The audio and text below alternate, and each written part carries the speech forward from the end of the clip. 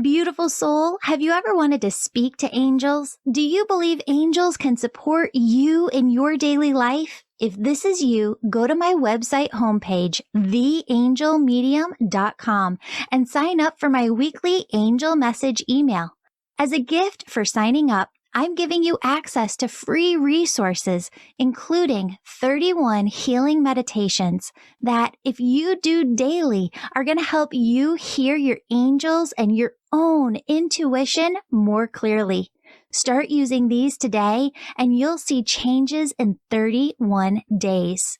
Now, take a deep breath. Feel the presence of your angels as they fill you with love, joy, peace, bliss, and ease. And remember, your angels say the messages that resonate with you in today's episode are meant just for you. Hello, beautiful souls. Welcome back to the Angels and Awakening podcast. I'm your host and author, Julie Jancius, and we have a very special treat for you today. We're here with Dr. Kristen Lee. She is the author of this book right here, Worth the Risk. And the subtitle here is How to Microdose Bravery to Grow Resilience, Connect More, and Offer Yourself to the World, which I love that subtitle. Dr. Kris, thank you so much for being here on the show. Thank you for having me, Julie. Oh, of course. So I'm going to dive in here. I went through the book and I just wrote down a bunch of questions. And the first one is, do you believe a human soul has to know their purpose, direction, vision before they can begin microdosing bravery? Oh, I love that initial question. Thank you for that, Julie. I think that we all, getting the clarity around our purpose and our values and our alignment of our soul is such an important part because it does help direct us then to discover which kinds of risks are worth taking, what helps us to elevate our values and our purpose and our impact in the world.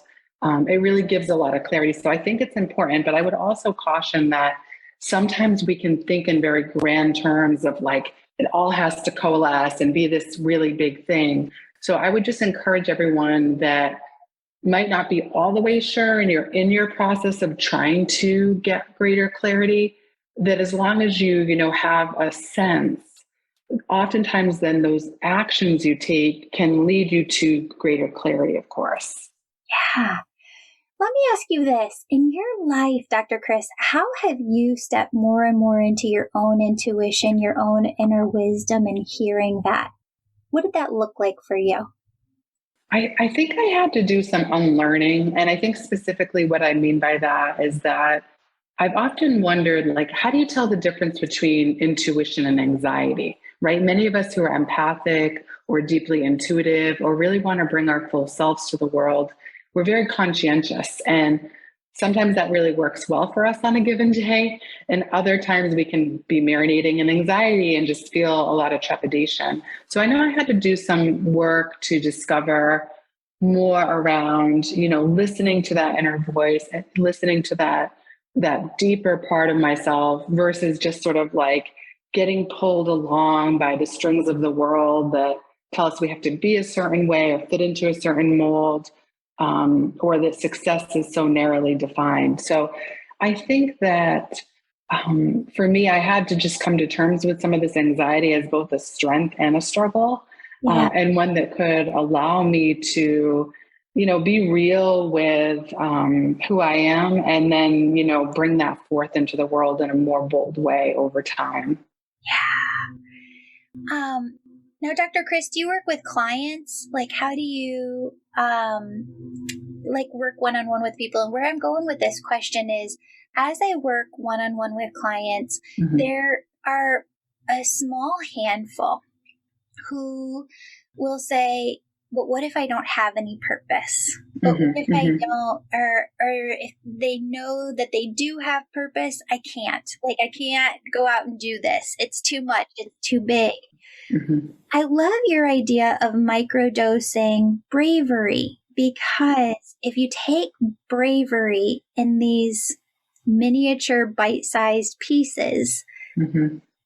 You're not looking at your entire life purpose saying, oh my gosh, I got to do this big thing, or I have to go out and achieve this. It's just one step at a time. And Yes. as I've gotten to know business too, and gotten to meet different entrepreneurs and business owners, that's how business works as well. Yes, It's that's right. just one step at a time in a focused direction. That's right. That's right. And I think what you're speaking to, like, we need that measure of agility or fluidity, because we could sort of have like an idea coalesce in our mind's eye, but then we have to get out and grapple with life and interface with all the fluctuation of life to make those ongoing discoveries. And like you know, I served clients and patients for many years in psychotherapy. Right now, I teach full time. So with my students, they often ask those questions. They're really working to identify who they are and where they want to bring impact in the world and what their disciplines will be, and you know, all those big questions. And then I also have the opportunity, my clients are companies around the world who are really looking to try to foster healthy mental health cultures and the kinds of conditions that breed psychological safety and trust and help human beings flourish. So in all of those different ways in which I'm interacting, I do think that there is this sort of notion in our culture, like the more is more culture, and we have to like have all of it figured out all in one fell swoop, or that it has to be this like poetic, you know, identity. And I think it just takes time to make those discoveries. And I think that's so much of what I discovered in writing this and in living my life during this moment in time where we are marinating in trauma and there's unprecedented challenges and opportunities. You know, it's a moment of reckoning. And I think in that, even though it can be uncomfortable, as we get more comfortable with the uncomfortable, you know, that's where the magic happens. And that's where we can unlock a lot of struggles that we face as a species.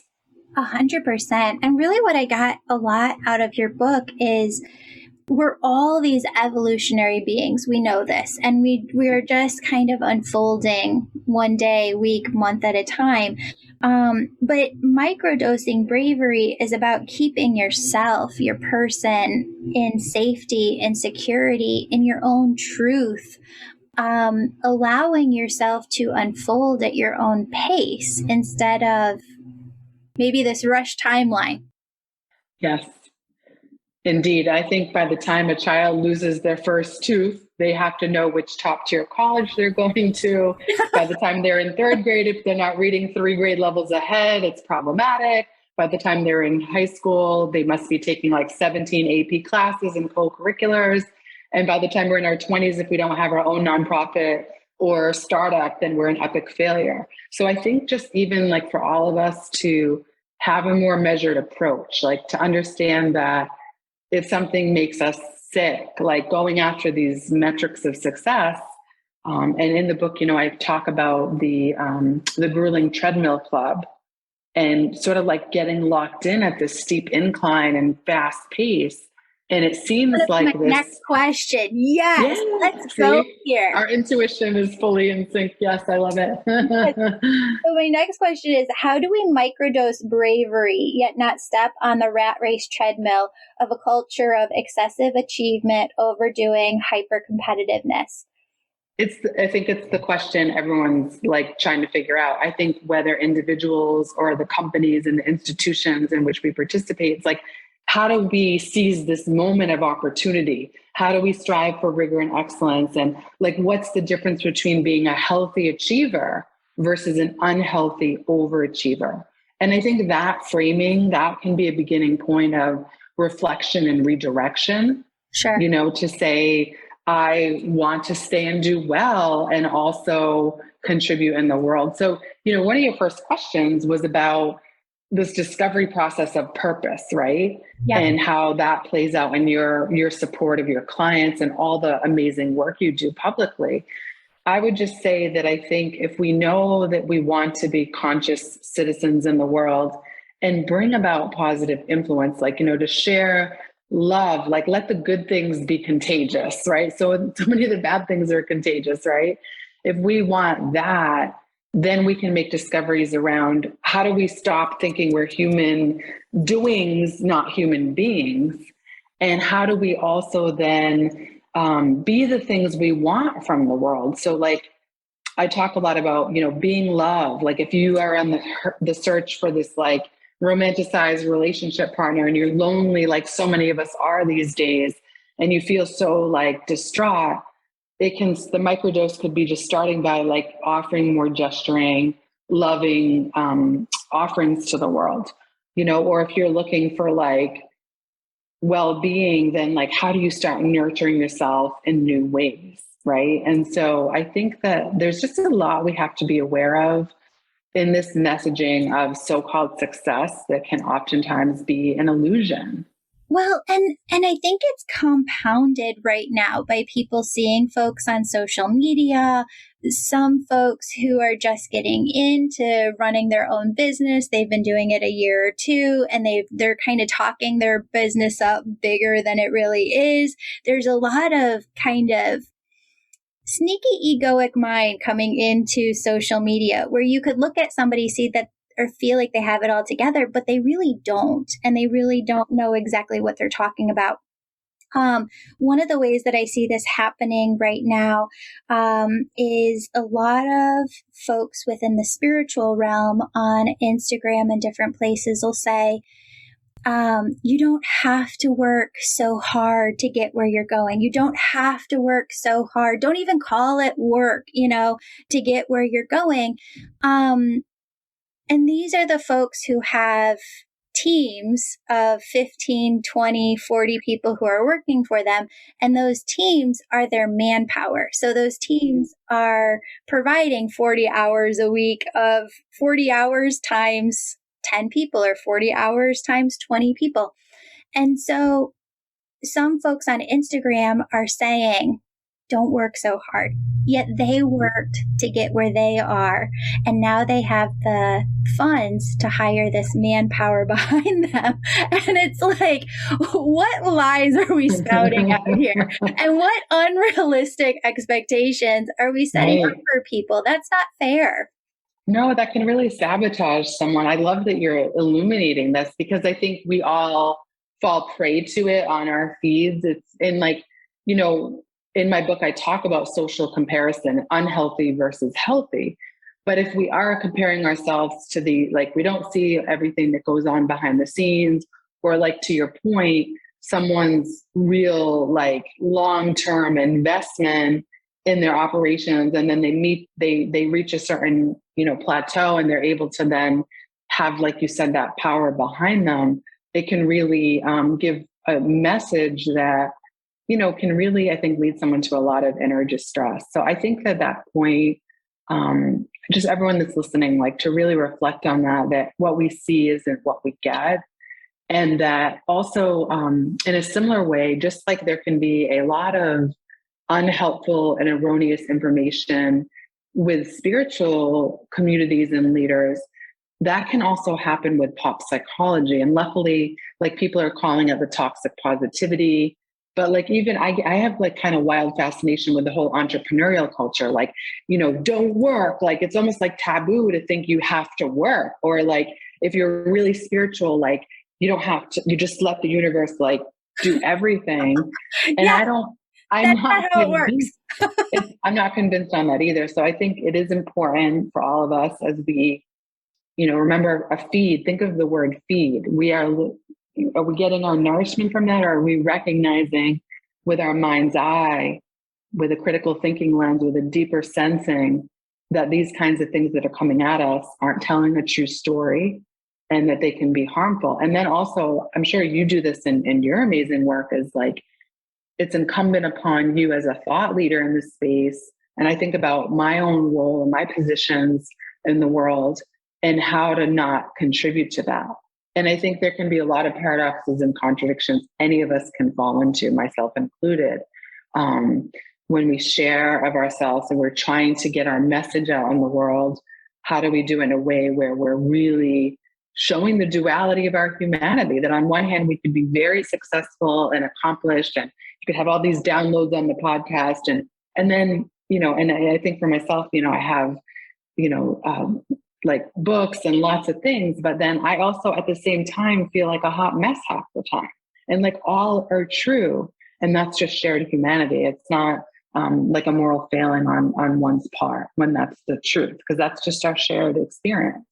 That is. And when you say shared experience, it's that every single human being who's going through this journey shares this experience of, to your point, having it like feeling like you have it half together the way that you want it to be, and then half is a hot mess. Which is really interesting because I started to awaken to this about 7 years ago, where I have a lot of friends who are therapists and counselors, and I've seen them work through some imposter syndrome of how am I here helping other people when my life isn't 100% perfect itself. Yeah. And I'm so glad that as a collective humanity, we're coming to this point of nobody's perfect. No person who does spiritual work, no counselor, no therapist, no, even the people who are, these amazing presidents and CEOs that I get to work with, they feel the exact same way all the time. I actually saw a TikTok or Instagram reel the other day that said it was from an Olympic athlete. And she said that she learned this from another Olympic athlete that was training her, that in your journey of whatever you're doing, if a third of the time you feel amazing, like this is so fun, you feel so filled with joy, a third of the time you kind of feel like, okay, like not bad, not good. And then a third of the time you kind of just feel like, I don't know exactly, right? I don't know what I'm doing. That's a hot mess sector. And that's as good as it gets. And I was like, that is what we need to be sharing, because that's 100% spot on. Right. It's all about that management of expectations. And again, if like everyone can curate themselves and create these illusions of like glamour, it's not like that. Even like, I think about relationship propaganda, as I might call it like wifey propaganda. Yeah. And it's just like, oh, everything's great and everything's perfect, and like our family stuff. And it's like, we know that like within all these realms, our professional, our personal spheres, like there's so much happening all at the same time. Those are the paradoxes of life. So I think, just all of us like raising our consciousness in this area, but then again, like, how do we challenge that thoughtfully and strategically? And like you said, that's so sticky, 1/3, right? And because otherwise it's what's being sold is it's 100%, it's all in, it's all glamour, it's all glitz. Right. And I think that becomes very erosive. Or that you're supposed to be happy 100% of the time. Sure.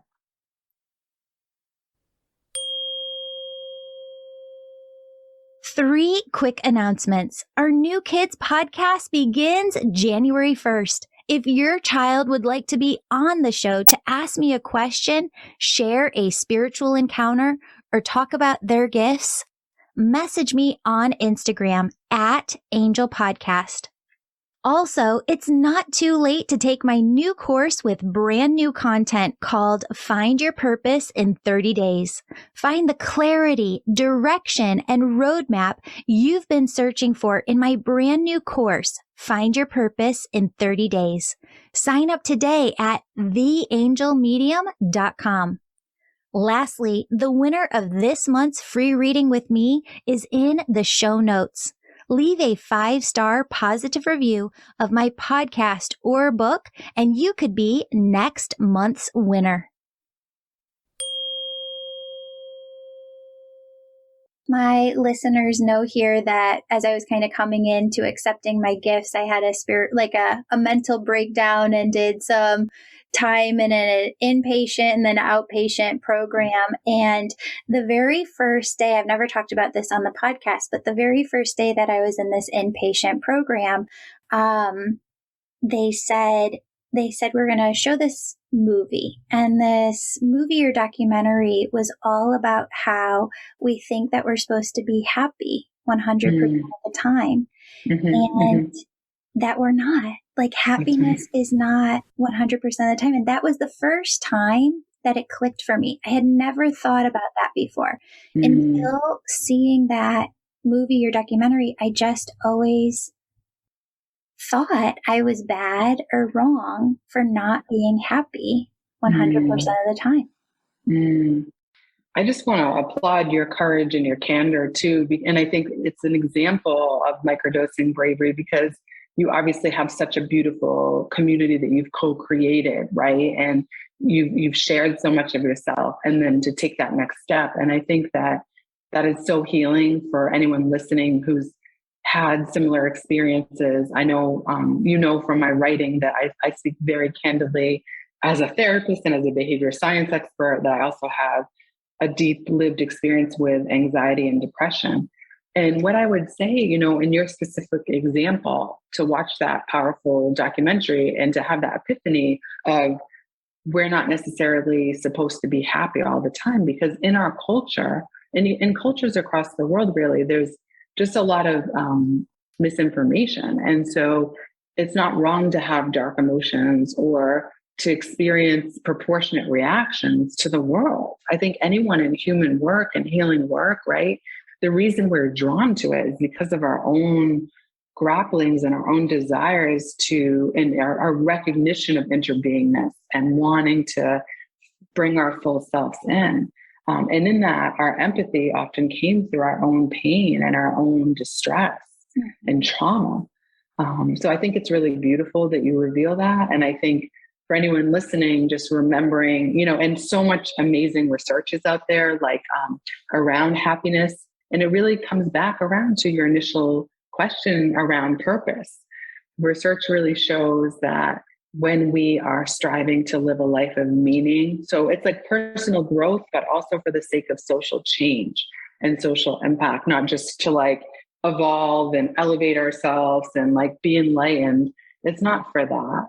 It's about like, then how do we liberate ourselves and one another from all these things that hold us hostage? When we look at the rates of anxiety and depression and distress, it's escalating and escalating.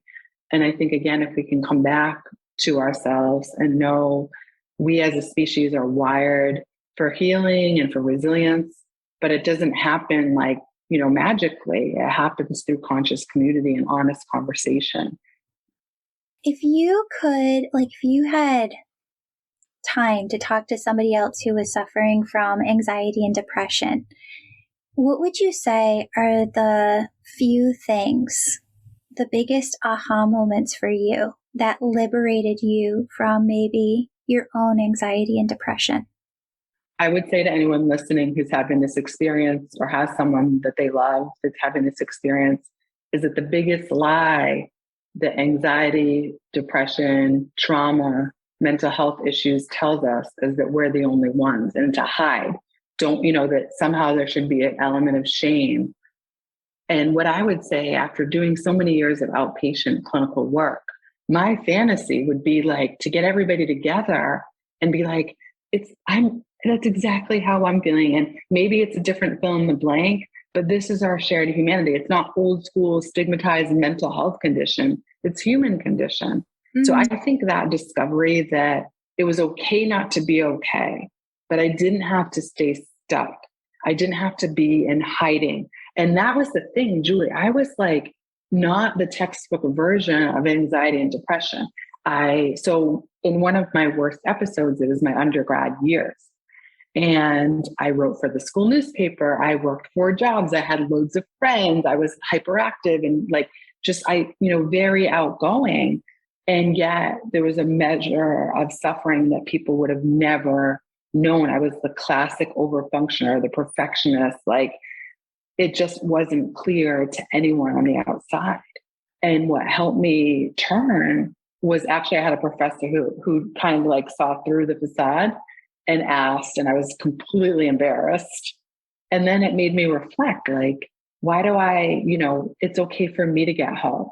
And I think when it comes back to microdosing bravery, for anyone that's listening, and you're like, I don't know where to turn to, I don't know who to tell. If you have someone you trust, tell them. there are crisis hotlines galore. Like in the US, I think they just announced the 988 mental health crisis line. I think it replaced the suicide hotline. Okay. Or like is in conjunction with it. It's just like an easier path. So we have a lot we can tap into. So I think the first step is finding a trusted person or place to go and say you're not okay. I think that's the beginning. And that was for me the beginning. And then it led, like speaking of purpose and impact, me going to therapy and going through my recovery process was so pivotal, and discovering like how amazing that process can be. Mm-hmm. And that led to my life's work in this whole vein. And so I think that just people knowing that it's human to struggle. If we look at the data right now, like just taking it back around social comparison and perfectionism, over the last 10 years, we've seen perfectionism skyrocket by 33%. And we've seen the driving force be social comparison.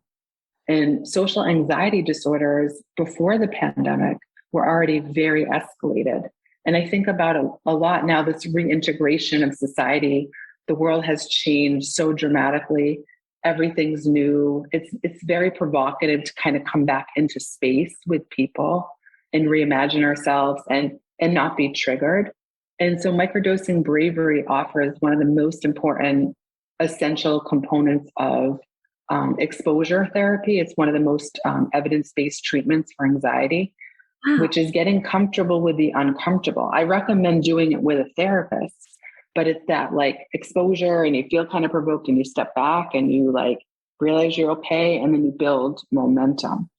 And so that for me, it wasn't like I just had this like, massive moment. I was like, I'm free and I'm fine. It was like backbreaking work. But like the first piece was so important to know I wasn't like, a failure, that I wasn't here to perform for everybody. Right. We're not here to perform. And like, at the end of the day, I think it's better to risk looking foolish than to like forego feeling good. Yeah. Yeah.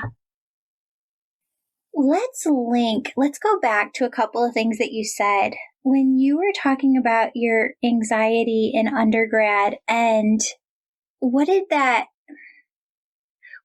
did anxiety look like to you or feel like to you?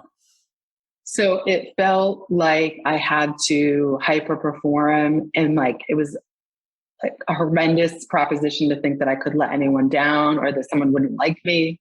So there was a lot of that. There was a lot of panic attacks. And I think the key thing too, I will say this, never underestimate the power of emotional regulation through lifestyle medicine. So that's just a fancy way of saying, like, I wasn't sleeping great at that time, and I was overworking and all those things, and not really grounded in a lot of the practices that I've discovered now in my life and in my work that keep me anchored. So it was that like haunting feeling of not being enough. It was like anxiety attacks.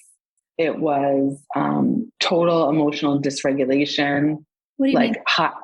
Like highs and lows, like just not feeling steady, not feeling okay, not feeling, like in control, so to speak, but wanting to be in control. Mm-hmm.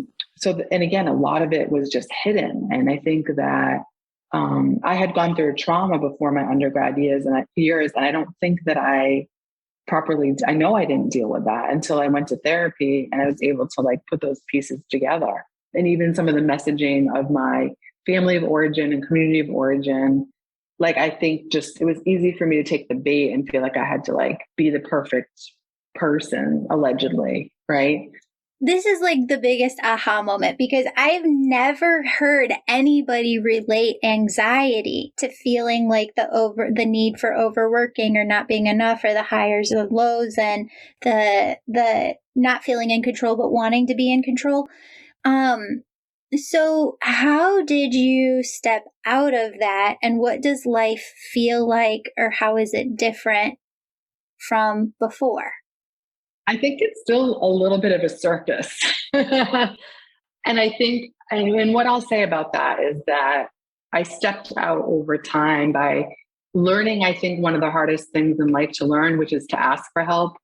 Again, I think so many of your audience is likely to be healers and folks who really want to elevate the human condition and really like break through things and then use that in the world in a positive way.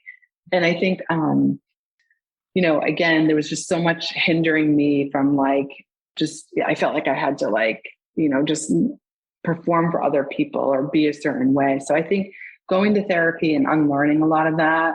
And then I think now I really have, again, many anchoring practices in my life that nourish me.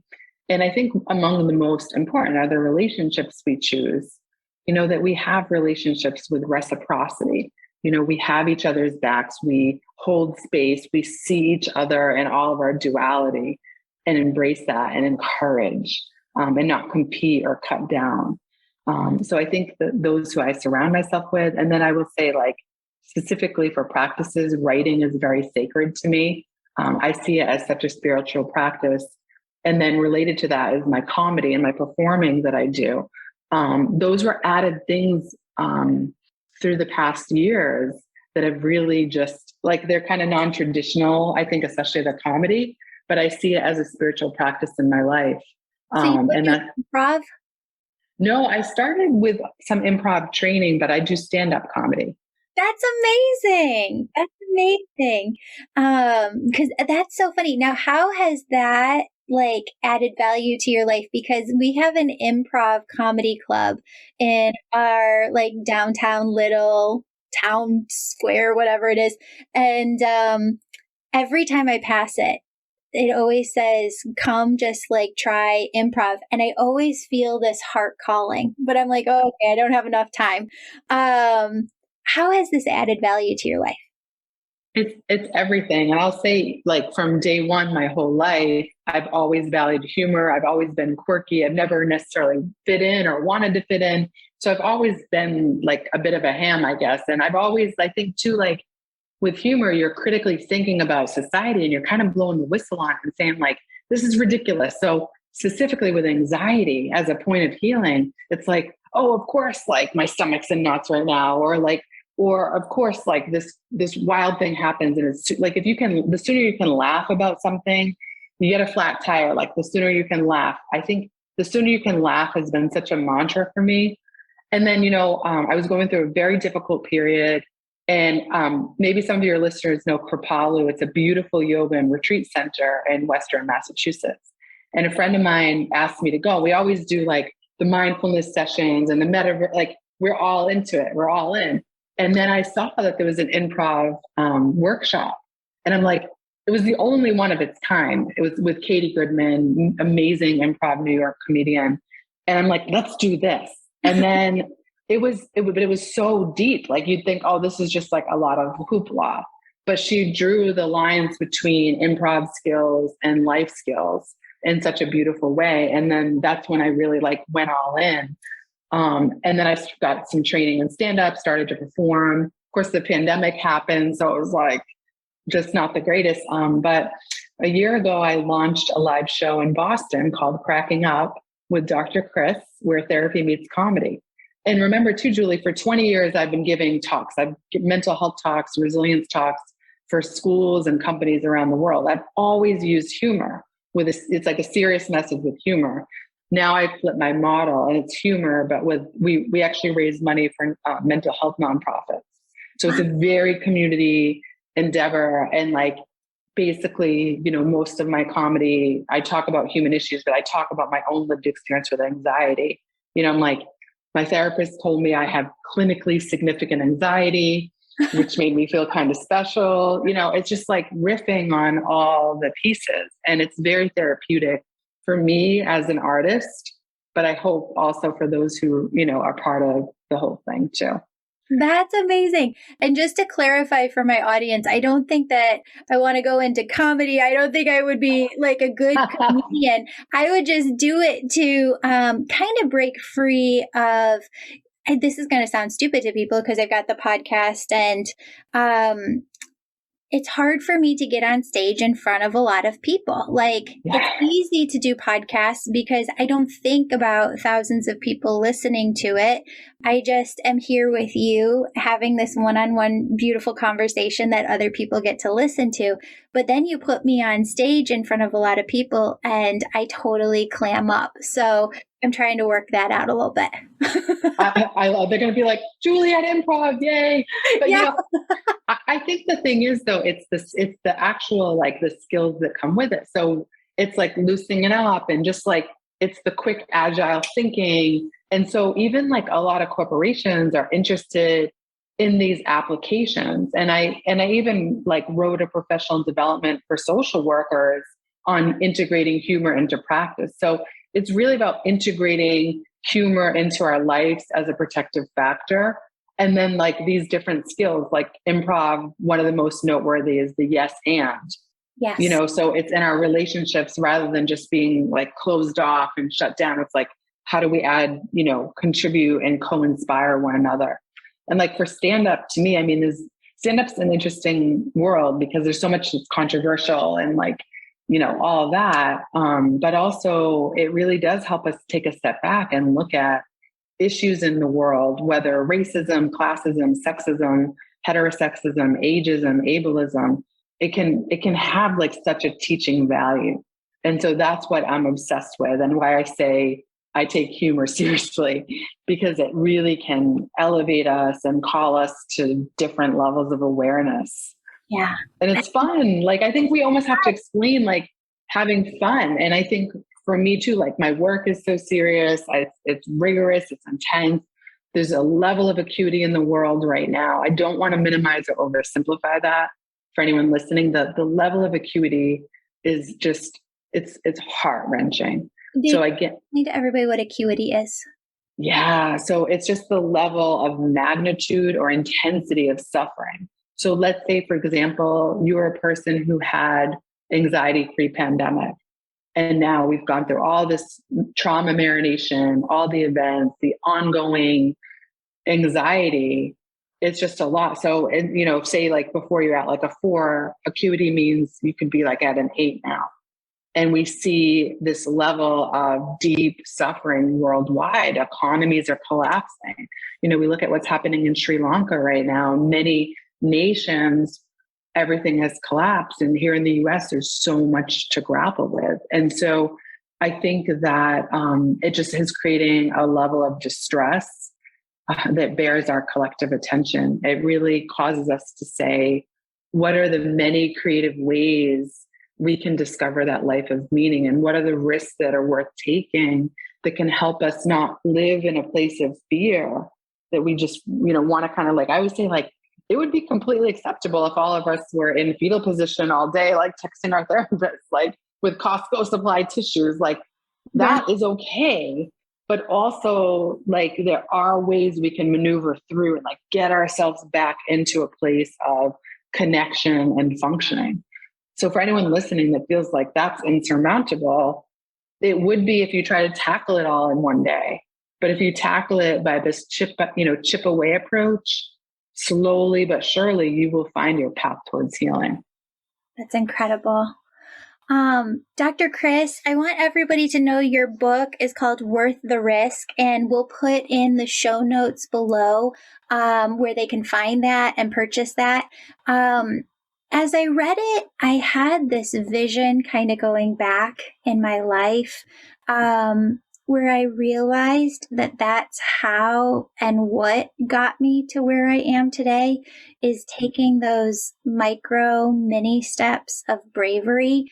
Because even when I was learning how to do this work, I come from a very Christian household, and I was so nervous to tell my mom that I was doing this work or hearing from the other side that I just told her I was doing Reiki, right? I was just energy healer. And even with that, she would call like every month on the dot and say, so I'm going to heaven and I want you to go to heaven too. And I don't think that you should be doing this. From that to even it was a year until I told my husband, and just taking one step at a time, one class at a time to get my certification, and then just taking that step to get your business. And it took me 8 months to have the courage to put up the first podcast episode. You know what I mean? Oh. And so I really feel like I had this beautiful aha moment as I was reading your book, that microdosing bravery has been my entire life, of one baby step, keeping myself in safety and security while taking, a little step forward, has made me feel safe as I'm evolving. That is so beautiful. And I have goosebumps. I'm just so touched. And I also came from a family of origin where it was very precise and strict, like the laws of behavior and that's something that resonates for me and many that I've taught and served across the world, this common human element of like, you're breaking the mold and you're like taking a different path. And you talked earlier about like coming into your gifts in such a beautiful way. But like you said, it took that much time to like drop that first episode or like tell the people you're close with. And then even like, I would say, and the first session of the book, I call my chapter session, is You Are Not Your Fear. And it's all about family of origin stuff and being the architect of your own experience. And I share in there a story of a close friend of mine who was actually raised in the Jehovah's Witness tradition. And she had to break away like entirely. And she was actually ultimately like, I don't want to like oversimplify this kind of stuff because it can be very painful. But she came out of it, and it took her years to break away and to forge her own identity in her own life, and not without a lot of trauma and peril. And so for anyone out there, in the book, I talk a lot about liberation, but that it's not glamorous. It doesn't happen flip of switch or snap of finger. So I really applaud you, Julie, like, because it's, that is the beauty. Like we talked about, well, maybe happiness isn't always like a thing, but meaning and like standing strong in your gifts and your strengths and your talents and your identity and your contribution in the world, that's everything. No one can take that away. And again, like what I think is so lovely is how you doing that and you showing that and you explaining it even more explicitly today, that is going to like strike someone else's mind's eye. Like, okay, I don't have to be like, this like Mufasa, like courage when I feel like a cowardly lion, but like I could do one tiny thing. Yep. And I know for myself, like, in the book I talk, there's two things I've come out with very publicly. One is my own mental health story, and the other is my queer identity. And I remember like with that, I didn't tell everybody, like with my queer identity, it wasn't safe. Speaking of safety, it wouldn't have been safe because there was a lot going on for me. But I told like other queer friends first, people that I knew would like completely, like the first person I told was trans, and they were like so gentle and like kind of funny and irreverent too. And it like was so healing for me to like, yeah, it's not a big deal. Like you're fine and you're beautiful and like all that. So I just feel like for anybody that again might be hiding parts of their identities in any form, or you might question those frameworks you came from, it's hard to get unhooked from that. You can face a lot of penalty, but you also are liberating yourself and those that you influence. And that is what we're here for. That's amazing.